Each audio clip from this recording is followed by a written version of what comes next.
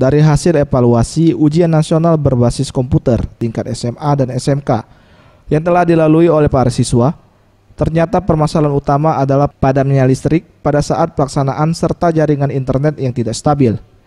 Menurut Widodo, Kepala Dinas Pendidikan Sumsel mengatakan, dari hasil laporan pada waktu pelaksanaan ujian, di beberapa daerah di wilayah Sumsel ditemui kendala dengan padamnya listrik, serta adanya penundaan pelaksanaan ujian yang diakibatkan jaringan internet yang tidak stabil.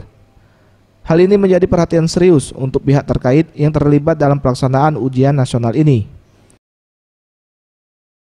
Yang terkendala itu, fokus selatan, timur, fokus seluruhnya ya. Tadi khususkan Pak untuk jaringannya Pak?